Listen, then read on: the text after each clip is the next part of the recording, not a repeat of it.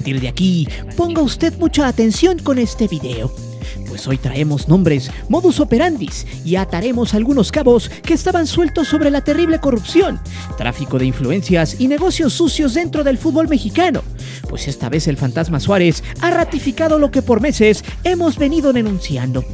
Ya usted sabrá qué conclusiones puede sacar, pues el tema es muy escabroso y que sirve como el gran ejemplo del por qué el fútbol mexicano está en estos momentos muy destruido en todas sus áreas. De pronto, de la nada, uno de los personajes más peculiares del mundo del fútbol mexicano en cosas del periodismo, Ignacio, el Fantasma Suárez, salía a reflector haciendo un pequeño video de poco más de 2 minutos. En él se logra apreciar cómo este personaje explica los motivos por los cuales ha decidido renunciar a uno de los diarios más nefastos que existen en México. El diario deportivo Record, que no es nada más y nada menos que un portal creado para estimular a las audiencias y que tiene mucho que ver con la élite del fútbol mexicano, el cual explicaremos más adelante. El Fantasma, frase tras frase, línea tras línea, explicaba que ya había tenido algunos problemas con el diario, y el detonante había sido uno de sus reportajes, el cual entretejía una historia muy tétrica, y que solo evidencia la podredumbre que existe actualmente en la Liga MX, y de la cual en este canal nos hemos cansado de documentar. El problema es que el Fantasma se había metido hasta la cocina, pues había pactado una entrevista con un viejo conocido del fútbol mexicano, una persona non grata, y que en estos momentos lleva un proceso en el penal de Almoloya de Juárez, uno de los últimos brazos del ex gobernador de Veracruz, Javier Duarte de Ochoa, y quien tuviera una fuerte conexión con todos los personajes del fútbol mexicano más pesados y de los dueños de la liga. Este estaba decidido a platicarle todos los tejes y manejes de estos entes quienes le han hecho mucho daño al fútbol mexicano. El Fantasma había pactado hablar con el ex mandamás del Veracruz y había tenido una discusión con sus jefes en el diario, pues no era la primera vez. El Fantasma era el que le daba la poca credibilidad que este periódico tenía. No obstante, el Fantasma ya había tenido este percance porque el departamento editorial había detenido la publicación de la tercera parte de su columna. Según en palabras del Fantasma, desde ese departamento le habían comentado que iban a checar si la publicación pasaba o no, y este ya había advertido que de alguna manera si le quitaban algo, si omitían nombres y demás, este renunciaría. Porque hay que dejar notar que el Fantasma tenía en la lista varios nombres pesados que eran parte de la trama. Incluso están dentro de esta telenovela célebres personajes de las televisoras, en este caso TV Azteca, quien según el Fantasma es uno de los socios comerciales más fuertes del diario, que es propiedad de Notbusa, que a su vez es propiedad de Televisa. El Fantasma esperó cierto tiempo y cuando vio su columna parchada y con nombres y asuntos de la historia censurados, por dignidad, decidió renunciar. Esta es una parte de la historia que hemos venido relatando sobre los medios chayoteros.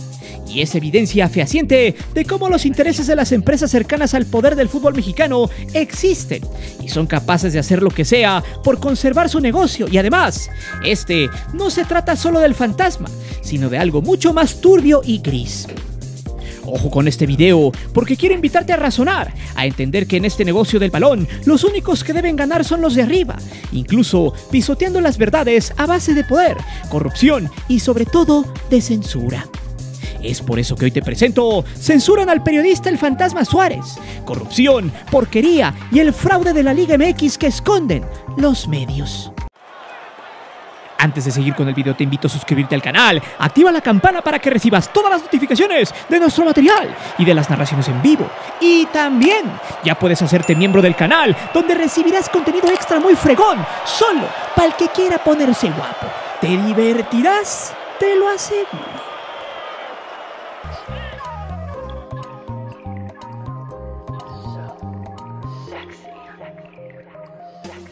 El lunes 14 de junio, la prensa deportiva vivió un terremoto con una noticia que ha exhibido una vez más que en México la verdad siempre será la primera víctima en los hechos. Que la gente con poder siempre tratará de esconderla, de mutilarla o por lo menos de maquillarla, pues todo eso se desprende de la forma en la que el Fantasma Suárez puso fin a su relación con Record. pocas horas de su comunicado en las redes sociales, algunos medios hicieron una semblanza sobre el tema. La nota se enfocó mucho más en la renuncia del comunicador que en las causas que lo llevaron a tomarla. Sin embargo, los medios tradicionales se equivocaron a propósito.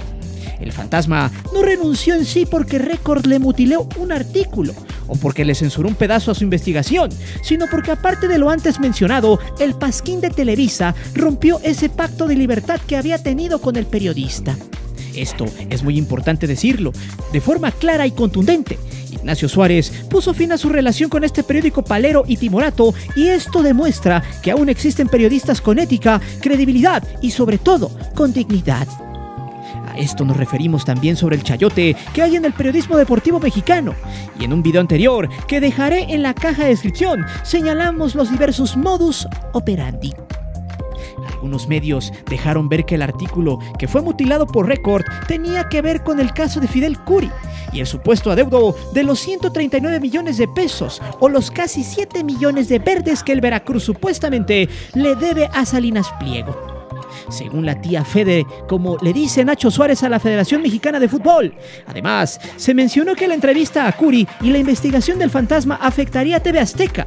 Y como Record es socio comercial de la televisora de la Jusco, a los directores del periódico no les quedó más que censurarle su investigación y orillarlo a una renuncia inminente.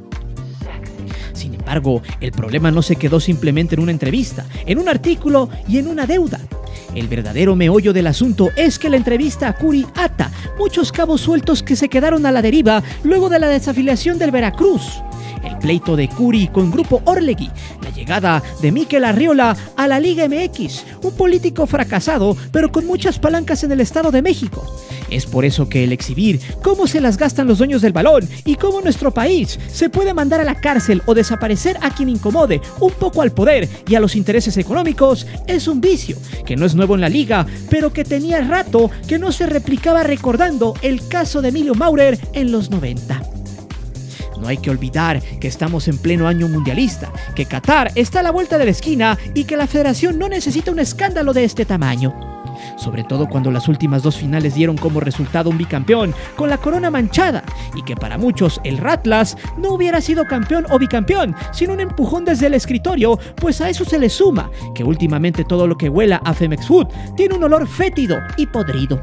Pues como pilón, casualmente salió este caso y la renuncia de Bricio estaba en la mesa. Porque una vez más se comprueba y se sostiene que detrás del balón y de todo lo hermoso que es el fútbol, lo único que importa es hacer dinero, sacarlo de donde se pueda. No importa si no es de forma ética o ilícita, ni tampoco importa quién o quiénes se atraviesen en el camino de los poderosos. Incluso puede ser alguien fraudulento como ellos, o así como el propio Curi, que hoy paga por algo que no cometió, en lugar de pagar por todo lo que hizo en su momento, aunque suene irónico.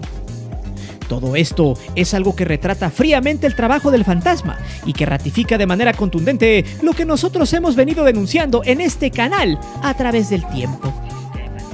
En el video, donde explica su salida, ofrece una cátedra de objetividad, cuando explica las condiciones que le puso a Curi para dar a conocer su verdad, y esto era constatar lo dicho, corroborar las fuentes y cerciorarse de que la información fuera veraz.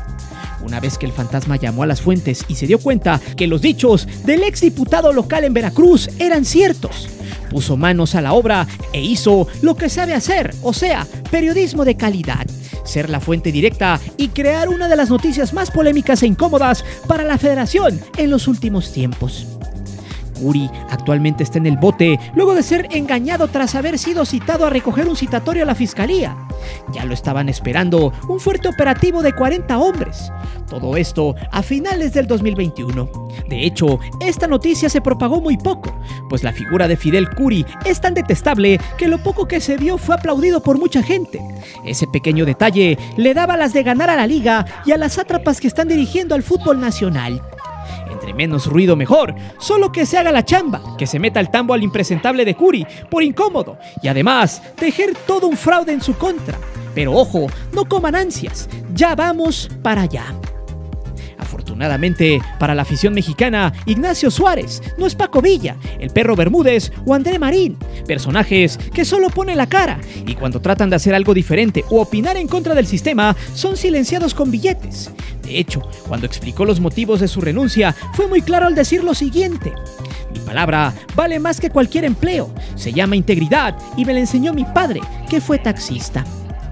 La renuncia del fantasma es un buen mensaje para el periodismo mexicano que aún sigue vivo, y es ese al que no le importa la fama, el dinero, sino buscar la verdad. Algo que es inexistente en una liga llena de porquería que hasta el basurero más inmundo de México se queda corto. Y más adelante veremos el porqué.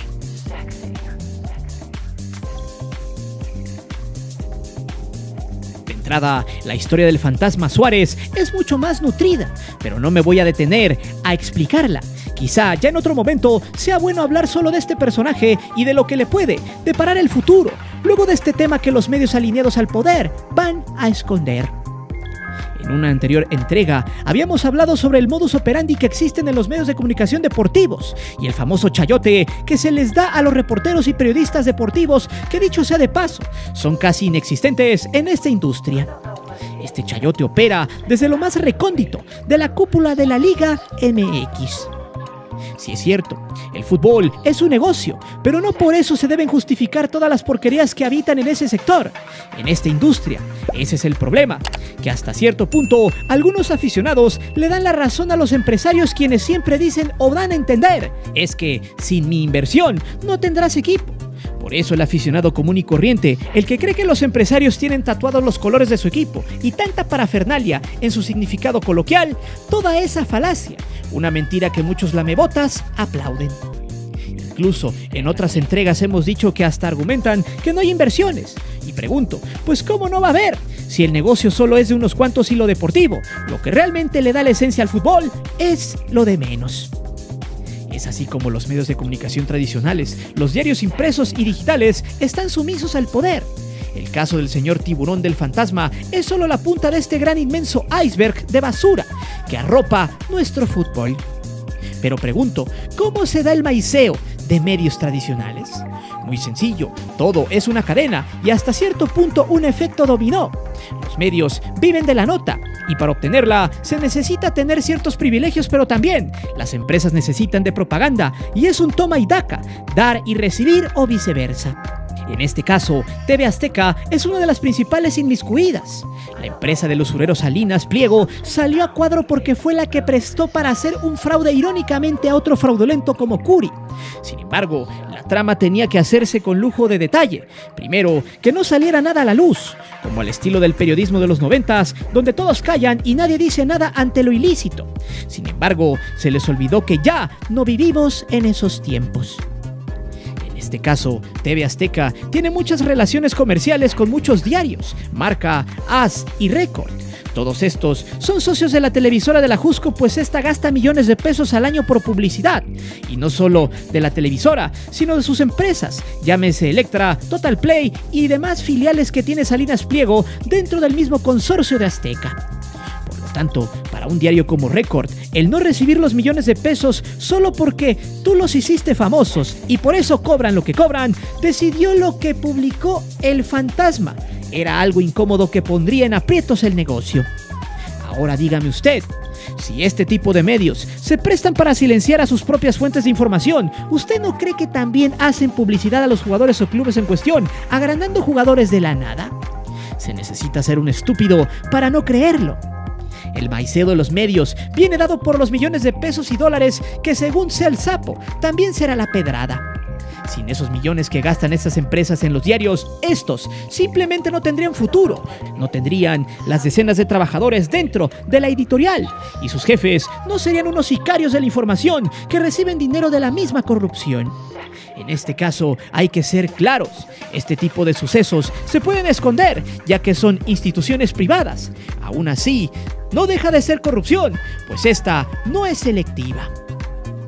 Esto hay que tenerlo en cuenta, pues dentro de la liga, esto es el famoso círculo rojo del que algún día Álvaro Morales habló y mencionó dentro de ESPN. Todo está estrechamente acomodado, los empresarios y los dueños de la liga mandan. Es más, hasta ellos mismos saben de los negocios sucios en transferencias y demás. Caso que documentamos en este canal por aquello del cártel del gol, hace más de un año. y donde ahora no hay denuncias, nadie negó nada y de paso dejaron morir en el olvido este caso, porque este tipo de reportajes no convienen al fútbol, al negocio. Pero pregunto, ¿quiénes están inmiscuidos en el Rey Tiburón?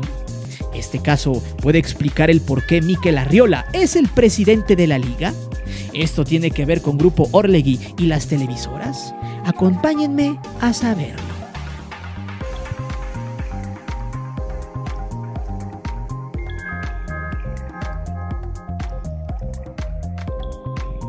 Fidel Curi es una persona con una trayectoria política cuestionable, muy oscura y poca gente sería capaz de poner las manos al fuego por él.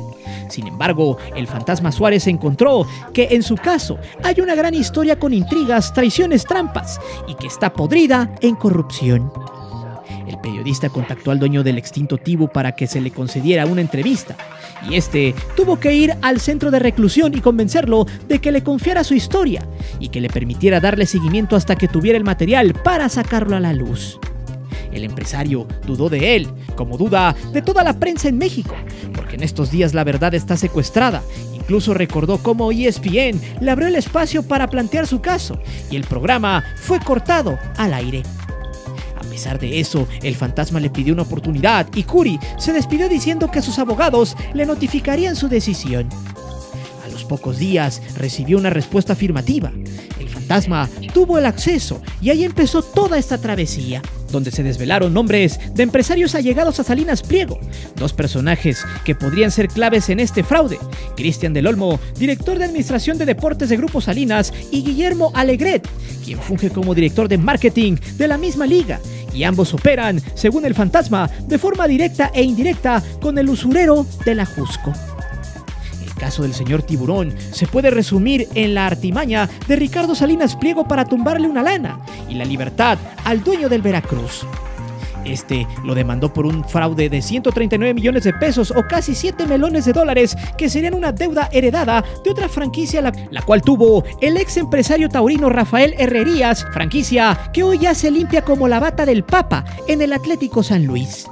Sin embargo, ese Veracruz, cuando La Piedad ascendió y se llevó la franquicia al Puerto Jarocho, es el que pagó los platos rotos. Lo interesante e irónico de todo esto es que la forma en la que metieron a Curi al bote viola todo el debido proceso, y es ahí donde la corrupción y todos los actores de la liga tienen un rol muy importante. De entrada, el señor Curi no debería estar privado de su libertad.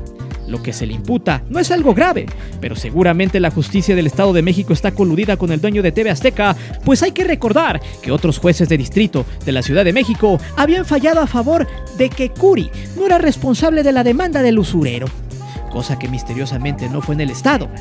Una de las anomalías fue el no tener acceso a fianza, que no se acreditó su residencia en el Estado de México a pesar de que su hijo lleva muchos años estudiando en la entidad. De hecho, el fantasma descubrió que el hijo de Curi ha compartido clases con el hijo de Mikel Arriola, personaje que supuestamente fue traído para mover influencias políticas. Recordemos que la corrupción de los jueces en México es algo normal, y solo quien tiene poder puede moverla a su máxima potencia. Mikel Arriola es un perdedor político, pero eso no implica que no conozca con quién ir para manejar cosas ilícitas. El tema es que no hay forma en la que Salinas Pliego pueda comprobar que se le debe dinero, ya que el movimiento fue el siguiente. Curi empeñó a 2 de sus jugadores, pidió el préstamo y sus 2 cartas fueron Jurado y el Puma Sánchez. Estos jugadores quedaron como garantías prendarias, o sea, que si no se cubrían los 139 melones, la deuda quedaría saldada de forma automática con la carta de estos jugadores. Lo interesante de este caso es que Curi aseguró no deber nada, pues dijo textual lo siguiente: yo no le debo un solo peso, ni a él, ni a la Femex Food. Aquí sería bueno que Ricardo Salinas Pliego investigue realmente quién le robó, quizá un familiar de los que tiene ahí trabajando en sus empresas y en la misma federación, o algún amigo son los que le quedaron al deber el dinero. Yo incluso tengo un saldo de 5 millones de dólares a mi favor. Ahí está todo en los juzgados y tarde o temprano estará demostrado. Pero si usted no es de memoria corta y recuerda lo que pasó en el caso de Sebastián Jurado cuando pasó a Cruz Azul, se decía que el movimiento no podía efectuarse de manera directa porque el dueño de la carta no era Veracruz. ¿Recuerdan? Ningún medio explicó a ciencia cierta el porqué, solo dijeron que era TV Azteca la que tenía el poder de la carta del futbolista. y que iba a negociar el traspaso de este jugador, o quizá lo iba a retener para ellos en el Monarcas Morelia. Ojo con esto, si lo hizo con el Puma Chávez, quien semanas después fue vendido al Necaxa, la pregunta es, entonces, si TV Azteca era en ese entonces la dueña de los derechos, pues ahí se supone que está el pago. ¿Ese es el pago que aboga Fidel Curi? El portal Transfer Market tiene como dato que Jurado fue vendido de Veracruz a Cruz Azul por poco más de $6 millones o 5.45 millones de euros. Sin embargo, la realidad es que la máquina se los pagó a la televisora de la Jusco. En tanto, el Puma fue vendido por casi $1 millón al Necaxa. Los Tinajero le pagaron a la televisora en 2 partes. Y es aquí donde pregunto, ¿a poco no con esto se saldó la deuda? Claro, es ahí donde entró el Fantasma Suárez a corroborar si esto podía ser legal, cuando se tiene un préstamo por garantía prendaria, lo cual es correcto. Y por eso, lo que se le imputa a Curi no tiene base legal, y es un completo fraude, pero no de quien pidió prestado, sino de quien lo prestó. En este caso, TV Azteca. Pero aquí es donde seguramente te preguntarás, ¿por qué quieren tener en el bote a Fidel Curi Grajales? Muy sencillo, este tipo fue una piedra en el zapato para la Liga MX, para sus dueños, y sabe todo el teje y maneje de dineros, fraudes y enriquecimientos ilícitos, con jugadores, franquicias, etc. Y si eso sale a la luz de manera directa, causaría un efecto dominó. Ahí es donde entra Grupo Orlegui y Televisa, quienes son los que manejan en su totalidad todo esto. Por eso era importante que este caso no tuviera reflectores y quedara allí como una anécdota más de un tipo impresentable como Fidel Curi Grajales. En el siguiente capítulo daremos la puntilla de esto.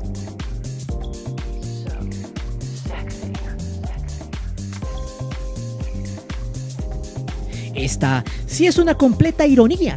Fidel Curi para nada es una perita en dulce, pero repito, la liga cometió un grave error en aprovechar el poder que tiene Salinas Pliego para poder fregarse a Fidel Curi Grajales sin las pruebas necesarias. Quizá si le hubieran entrado por un tema político hubiera sido una mejor opción, pero no. Se fueron por la fácil y ahora, si este logra salir del bote en unas semanas, arderá Troya. Tanto Cruz Azul y Necaxa fueron los equipos que pagaron por los jugadores que puso como garantía Fidel Curi. Por lo tanto, los pagos son efectivos. De ahí, solo basta saber quién ejecutó desde el poder público del Estado de México el empujón para sabotear a este personaje. Es ahí también donde actores como Mikel Arriola pueden ser claves por su amplio conocimiento político y su gran cercanía con el gobernador del Estado de México, Alfredo del Mazo, ya que dadas las acciones, esto está elaborado con el mismo sello de la fabricación de delitos que ya hemos visto en años anteriores. Pero el silenciar a Curi solo hace evidencia de la desesperación que tienen los poderosos en la liga, donde solo juegan ellos y sus compinches, pues se nota que cuando a alguien se le sale del guacal como este tipo, son capaces de ir hasta las últimas consecuencias. Esto es importante resaltar porque volvemos a lo mismo. Si esto se lo hicieron a Fidel Curi, que es un hombre con poder, de abolengo y marrullero, ¿ustedes creen que no pueden callar a los medios con la mano en la cintura? Por otro lado, otros nombres que están en la mira son Enrique Bonilla por recibir 59 millones de pesos en una transacción y la ex abogada de la liga, Ana Peniche, que se desligó de la Liga MX en el 2020 porque el poder de la liga la mandó al TAS. Curi demandó a Peniche y esta lo acusó de violencia de género, no solo por el caso de la desafiliación, sino también por el caso del colombiano Freddy Iniestrosa, que pasó de Santos a Veracruz. Y ella dio el voto de que el jugador iba bien físicamente cuando estaba lesionado. Al darse cuenta, Curi lo regresó, pero ya no lo dejaron y le fregaron su lana. De aquí también se desencadenó el problema con Grupo Orlegui, quien está demandado por este ente y parece lleva todas las de ganar. Por esta razón, se cree que metieron al bote a este sujeto, quien dice que le están presionando para que retire las demandas y así lo puedan dejar en libertad. Es así como por ahora llegaremos a este punto de la historia, un entramado de lo más grotesco posible, donde los poderosos de una liga, una vez más, se han visto golpeados por uno de su misma estirpe. Un caso que se desencadena de una investigación y la renuncia de un periodista como el Fantasma Suárez, quien apenas abrió una cloaca que apesta a cientos de kilómetros. En un año mundialista, donde no debe de haber queja, donde todo debe ser color de rosa, porque se debe cuidar el negocio llamado selección nacional y la poca credibilidad que yace en la basura. Varios temas que en este canal ya habíamos denunciado y hoy el fantasma nos ha dado la razón. Pero dime, ¿a quién le crees? ¿A Fidel Curí Grajales? ¿A Salinas Pliego y a las sátrapas de la Liga? ¿Crees que muy pronto todos estos corruptos paguen por sus hechos y dejen en paz al fútbol mexicano? Déjame saber tus respuestas aquí abajo. Recuerda que aquí leemos siempre los comentarios y no olvides de suscribirte al canal y de activar la campana de notificaciones. Mi nombre es Guillermo Antonio. Nos vemos hasta la próxima.